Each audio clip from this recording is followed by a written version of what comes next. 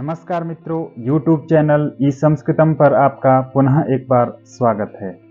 मित्रों, जैमिनी ज्योतिष के अध्ययन क्रम में हमने पिछले भाग में चरदशा के बारे में जाना। जैमिनी ज्योतिष के अनुसार चरदशा के क्रम गणना और चरदशाओं में राशियों के दशावर्षों के विषय में हमने जाना और चरदशा का शुभाशुभ फल कथन हमें किस तरह से करना है उसके बारे में हमने विस्तार से जाना। सूत्र के क्रमानुसार अगला जो हमारा विषय है वह है आरूढ़ लगन, जिसको जैमिनी महर्षि ने पद लगन भी कहा है। मित्रों, आरूढ़ लगन अथवा पद लगन जैमिनी ज्योतिष के अंतर्गत एक महत्वपूर्ण विषय है। अर्थात आरूढ़ लगन से अथवा पद लगन से हम जातक के जीवन के बारे में विशेष फल कथन कर सकते हैं। किस तरह से आरूढ़ लगन से हमें फल करना है, फल कथन करना है और किस तरह से आरूढ़ लगन का हमें ज्ञान करना है, उस विषय में हम जानेंगे। और आरूढ़ लगन अथवा पद लगन क्या होता है और इसका हम किस तरह से ज्ञान करते हैं, किस तरह से इसका प्रयोग करते हैं, उसके विषय में हम विस्तार से अध्ययन करेंगे। जातक का जो हमें व्यवहार सामने दिखाई देता है वह भिन्न होता है और जातक के जो आंतरिक विचार होते हैं अथवा आंतरिक जातक का व्यवहार होता है वह कुछ भिन्न होता है और उसको जानना अत्यंत कठिन होता है। तो हम पद लगन से जान सकते हैं जातक का जो आंतरिक व्यवहार है, आंतरिक विचारधारा है, वह किस तरह की है। क्योंकि बहुधा हम देखते हैं जातक का व्यवहार जो है वह बाहरी व्यवहार कुछ भिन्न है और आंतरिक व्यवहार कुछ भिन्न है। तो इसके लिए पद लगन जो है वह हमारे लिए सहायक होता है और उससे हम जान सकते हैं जातक का आंतरिक स्वभाव किस तरह का है। इसके अतिरिक्त पद लगन से हम बहुत से ऐसे विषयों का ज्ञान कर सकते हैं जो वास्तव में हमें ज्ञात नहीं होते हैं। तो हम विस्तार से पद लगन के बारे में जानेंगे, किस तरह से विचारणीय राशि का हमें पद निकालना है अथवा आरूढ़ निकालना है और उसके बाद उसका फल कथन क्या होगा, उसके विषय में विस्तार से जानेंगे। तो आइए महर्षि जैमिनी के सूत्र पद के विषय में क्या कहते हैं उस पर विचार करते हैं। यहाँ पर पद प्रकरण में जो महर्षि जैमिनी का प्रथम अध्याय के प्रथम पाद का 31वां सूत्र है, उसमें महर्षि जैमिनी जी कहते हैं यावद ईशाश्रयम पदम वृक्षाणाम। अर्थात यावत ईश आश्रयम, यावत जितना, ईश अर्थात स्वामी, आश्रयम आश्रित है, बैठा है, पदम वह उसका पद होगा। किसका स्वामी? ऋक्षाणाम, राशियों का। अर्थात यावद ईश आश्रयम ऋक्षाणाम, ऋक्षाणाम अर्थात राशियों का जो ईश है, स्वामी है, स्वामी ग्रह है, वह यावत जितनी दूरी पर आश्रयम स्थित होगा उससे उतनी ही दूरी पर हमने पद जानना है। अर्थात मेष राशि का स्वामी अगर तीसरे भाव में स्थित है तो तीसरे भाव में मंगल के स्थित होने से वहां से, जहां पर मंगल स्थित है वहां से 3 भाव आगे मेष राशि का पद होगा। अर्थात 5वें भाव में मंगल राशि का पद होगा। इसको हम विस्तार से जन्मांग चक्र में देखेंगे। तो इसी तरह से अगला जो सूत्र है स्वस्थे दारा, स्व शब्द से यहाँ पर जो अर्थ निकलेगा कटपय वर्ग के अनुसार जो संख्या हमें प्राप्त होगी वह होगी 4 और दारा शब्द से भी हमें संख्या प्राप्त होगी 4। अर्थात जन्मांग चक्र में किसी विचारणीय राशि से अगर उसका स्वामी ग्रह 4 भाव आगे बैठा है तो उसका जो पद होगा वह उसी भाव में होगा, अर्थात चौथे ही भाव में होगा। स्वस्थे अर्थात चौथे भाव में अगर स्थित है तो दारा अर्थात चौथे ही भाव में वह पद माना जाएगा। यह विशेष सूत्र महर्षि जैमिनी ने कहा है, इसके बारे में हम आगे विस्तार से देखेंगे। इसी तरह से अगला जो सूत्र है वह है सुतस्थे जन्म। यहाँ पर भी ऐसा ही है, सुत शब्द से जो अर्थ निकलेगा वह संख्या निकलेगी 7 कटपय वर्ग के अनुसार। इसी तरह से जन्म से जो संख्या निकलेगी वह निकलेगी 10, अर्थात सुतस्थे अर्थात सप्तम भाव में अगर किसी राशि का स्वामी ग्रह हो तो उसका जो पद होगा वह वहां से हमने 7 आगे नहीं गिनना है। महर्षि जैमिनी ने सीधा कह दिया है कि हमने 10वें भाव में उस राशि का पद मानना है। तो ये दो जो सूत्र है ये महर्षि जैमिनी ने विशेष सूत्र पद के विषय में कहे हैं। इसी तरह से महर्षि जैमिनी ने जो अगला सूत्र कहा है, सर्वत्र सवर्णा भावा राशयश्च। पिछले भागों में जब हमने कटपय वर्ग के बारे में पढ़ा था, किस तरह से हमने कटपय वर्ग से कटपय वर्ग चक्र के अनुसार हमने संख्या निकालनी है और किसी पद अथवा शब्द की हमने वह संख्या निकालनी है, उसके बारे में हमने जाना। उस प्रकरण का जो मुख्य सूत्र है वह यही है जो महर्षि जैमिनी ने आगे जाकर के इस प्रकरण में कहा है। तो इसका यहाँ पर अर्थ है सर्वत्र, अर्थात महर्षि जैमिनी जी का जो ग्रंथ है अथवा जो सूत्र कहे गए हैं उन सूत्रों में सवर्णा अर्थात जिस तरह से कटपय वर्ग के अनुसार वर्ण होते हैं और उससे जो संख्या प्राप्त होती है, उस संख्या से जो हमने स्वीकार करना है वह केवल भाव और राशि ही स्वीकार करनी है, क्योंकि भाव जो है वह 1 से 12 होते हैं। इसी तरह से राशियां भी 1 से 12 होती है, तो हमने केवल भाव और राशियों को ही स्वीकार करना है। अगला सूत्र जो है वह है न ग्रहा। 1 से 7 जो है वह ग्रह होते हैं अथवा 1 से 9 भी माने जा सकते हैं। तो हमने यहाँ पर ग्रहों को स्वीकार नहीं करना है, यहाँ पर हमने सिर्फ भाव और राशियों को ही स्वीकार करना है। कटपय वर्ग के अनुसार जब हम संख्या निकालेंगे तो उस संख्या से हमने केवल भाव अथवा राशि ही ग्रहण करनी है। सूत्रों में जहां कहीं भी संख्या से जिस शब्द अथवा जिस पद का जो हमें संख्या प्राप्त होगी उस पद अथवा शब्द की संख्या से हमने केवल भाव अथवा राशि ग्रहण करनी है। अब हम इस चक्कर से जानेंगे हमने किस तरह से राशि के पद का ज्ञान करना है। तो आइए अब इस चक्कर में देखते हैं। यह जो जन्मांग चक्र है वह मेष राशि जो है लगन में स्थित है। तो सबसे पहले हमने मेष राशि का पद ज्ञान करना है।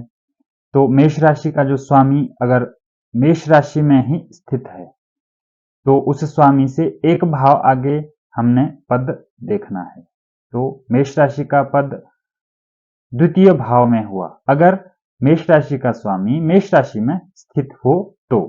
इसी तरह से मेष राशि का स्वामी अगर द्वितीय भाव में स्थित हो मंगल, तो एक मेष राशि से 2 भाव आगे मंगल स्थित है तो हमने मंगल से 2 भाव आगे अर्थात 1 2 यहां पर जो है वह तृतीय भाव जो है वह मेष राशि का पद हुआ। इसी तरह से मेष राशि का स्वामी अगर मंगल तीसरे भाव में स्थित है तो हमने मंगल से 3 भाव आगे पद को जानना है।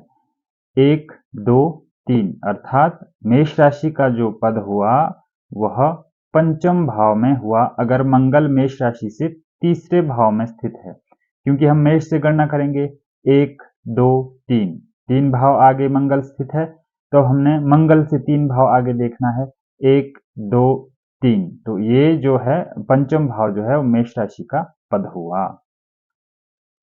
इसी तरह से अब मेष राशि का स्वामी अगर मंगल चतुर्थ भाव में स्थित है तो मेष राशि का पद कहां पे होगा? चतुर्थ में ही मेष राशि का पद होगा। यहां से हम 4 भाव आगे नहीं जाएंगे। क्यों? क्योंकि यहां पर सूत्र कहा गया है स्वस्थे दारा। स्व का यहां पर अर्थ है कटपय के अनुसार 4 और दारा से भी जो कटपय वर्ग से संख्या प्राप्त होती है वह भी 4 अर्थात स्वस्थ है। अगर चतुर्थ भाव में स्थित हो तो चौथा ही भाव पद माना जाएगा। यह विशेष सूत्र महर्षि जैमिनी ने कहा है। अब यह विशेष सूत्र क्यों कहा है? क्योंकि लगन और सप्तम जो है वह इन 2 भाव में पद महर्षि जैमिनी ने स्वीकार नहीं किया है, अर्थात इन 2 भाव में पद होना असंभव है। इसी तरह से मेष राशि का अगर स्वामी पंचम भाव में स्थित हो, मंगल पंचम भाव में अगर स्थित हो, तो हमने मंगल से 5 भाव आगे मेष राशि का पद जानना है। जैसे 1, 2, 3, 4, 5, तो यहाँ पर जो है वह मेष राशि का पद हुआ। इस तरह से हमने छठे भाव में भी जानना है। मेष राशि का स्वामी अगर मंगल छठे भाव में स्थित है, तो हमने मंगल से 6 भाव आगे पद जानना है। जैसे 1, 2, 3, 4, 5, 6, तो 11वें भाव में जो है वह मेष राशि का पद हुआ। इस तरह से हमने पद के विषय में जानना है। इसी तरह से मेष राशि का स्वामी अगर सप्तम भाव में स्थित है, मंगल, तो यहाँ पर जो मेष राशि का स्वामी अगर सप्तम भाव में स्थित है, तो यहाँ का जो पद होगा वह दशम में होगा, ना कि मंगल से सप्तम लगन में। क्यों? इसके लिए विशेष सूत्र कहा गया है, सुतस्थे जन्मा। सुत का यहाँ पर कटपय वर्ग के अनुसार संख्या प्राप्त होती है 7, और जन्म से जब हम कटपय वर्ग से संख्या प्राप्त करेंगे तो 10, अर्थात सुतस्थे सप्तमस्थे, 7वें भाव में अगर स्थित स्वामी ग्रह हो, तो वहां से 10म भाव में पद को स्वीकार करना है। तो ये जो 2 सूत्र है, स्वस्थे दारा सुतस्थे जन्मा, ये चौथे और 7वें भाव को लेकर के बताए गए हैं। अगर चौथे भाव में ही राशि का स्वामी अगर स्थित हो राशि से, तो उसका चौथे भाव में ही पद होगा। इसी तरह से अगर 7वें भाव में राशि से उसका स्वामी स्थित हो, तो 7वें से 10वें भाव में उसका पद मानना चाहिए, ऐसा महर्षि जैमिनी का मत है। तो इसी तरह से हमने प्रत्येक राशियों के पद के बारे में जानना। अभी हमने मेष राशि के पद के बारे में जाना। अगर 12 भाव में कहीं पर भी मेष राशि का स्वामी हो, तो किस तरह से हमने पद का ज्ञान करना है। अब वृक्ष राशि का जो अगली राशि है, उसका भी हमने पद ज्ञान करना है। वृक्ष राशि का स्वामी 12 भाव में जहां पर भी स्थित होगा, उसके अनुसार हमने पद का ज्ञान करना है। जैसे मान लीजिए एक उदाहरण के लिए, वृक्ष राशि का स्वामी जो शुक्र है, वह यहाँ पर सप्तम भाव में स्थित है, अर्थात वृक्ष राशि से कितना दूर हुआ, 1, 2, 3, 4, 5, 6 भाव आगे है। तो शुक्र से हमने 6 भाव आगे जाना है, 1, 2, 3, 4, 5, 6, तो ये जो है वह वृक्ष राशि का पद माना जाएगा। इसी तरह से वृक्ष राशि का स्वामी 12 भाव में जहां कहीं भी जिस जन्मांग चक्र में स्थित होगा, उसी के अनुसार हमने वहां पर उसका पद ज्ञान करना है। तो इसी तरह से हमने वृक्ष राशि का भी जाना। इसी तरह से मिथुन, कर्क, सिंह, कन्या, तुला, वृश्चिक, धनु, मकर, कुंभ, मीन, 12 के 12 राशियों के पद के विषय में हमने ज्ञान करना है। कहां पर उस राशि का स्वामी स्थित है, जितने दूर भाव अथवा जितने दूर राशि स्थित है, उतनी ही राशि आगे उस विचारणीय राशि का पद होगा। इस तरह से हमने प्रत्येक जन्मांग चक्र में देखना है। यहां पर जैसे मीन लगन है, तो मीन लगन का जो स्वामी ग्रह है वह बृहस्पति सप्तम भाव में स्थित है। अतः पद कौन सा हुआ, जो विशेष सूत्र बताया गया था, तो पद दशम भाव में हुआ। मीन जो लगन है उसका पद जो है वह दशम भाव में हुआ। इसी तरह से अगली जो राशि है वह मेष राशि है। मेष राशि का स्वामी मंगल जो है वह 1, 2, 3 भाव आगे है। तो हमने मंगल से 3 भाव आगे देखना है, 1, 2, 3। यहां पर जो है वह मेष राशि का पद हुआ। मेष राशि का जो पद हुआ वह मंगल 3 भाव आगे होने के कारण वहां से 3 भाव आगे जब हम गिनेंगे, तो यहाँ पर मेष राशि का पद हुआ, अर्थात षष्टम भाव में मेष राशि का पद हुआ। इसी तरह से जब हम अगली राशि का विचार करेंगे, वृक्ष राशि है। वृक्ष राशि का जो स्वामी है वह 1, 2, 3, 4, 5, 6, 7, 8, 9, 10, 11, अर्थात 11 राशि आगे है, जो कि लगन में शुक्र स्थित है। तो हमने शुक्र से 11 राशि आगे गिनना है, 1, 2, 3, 4, 5, 6, 7, 8, 9, 10, 11, अर्थात जो 12वां भाव है वह 12वां भाव जो है वह वृक्ष राशि का पद हुआ। यहाँ पर 12वां भाव जो है वह वृक्ष राशि का पद हुआ। इसी तरह से हमने प्रत्येक राशियों के पद के विषय में जानना है। जैसे कि अगली मिथुन राशि है। मिथुन राशि का स्वामी बुध जो है वह 1 2 3 4 5 6 7 8 9 भाव आगे है। तो बुध से हमने 9 भाव आगे गिनना है। तो बुध से 9 भाव आगे 1 2 3 4 5 6 7 8 9। यहाँ पर जो है अष्टम भाव में जो है वह मिथुन राशि का पद हुआ। मिथुन राशि का जो पद हुआ वह अष्टम भाव में स्थित है। तो इसी तरह से हमने प्रत्येक राशियों की पदों के विषय में गणना करनी है।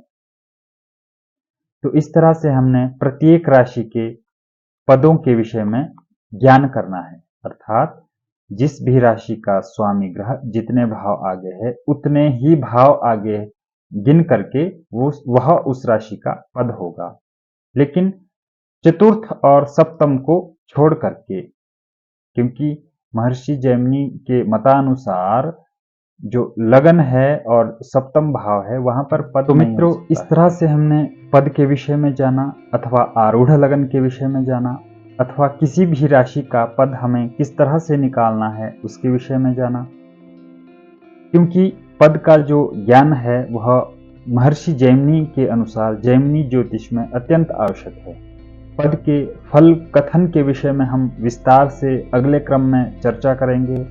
किस तरह से हमने पद लगन को मान करके अथवा पद को स्वीकार करके किसी भी भाव अथवा राशि का हमें फल कथन करना है उसके विषय में हम विस्तार से जानेंगे। अभी तक हमने जाना पद को हमने किस तरह से गणना करना है, अर्थात जिस भी राशि का स्वामी ग्रह उस राशि से जितने भाव आगे है उतने ही भाव की गणना करके वह उस राशि का पद होगा। तो इस तरह से पद के फल कथन के विषय में फिर से हम अगले प्रकरण में चर्चा करेंगे, अध्ययन करेंगे। पुनः मिलते हैं अगले भाग में। धन्यवाद।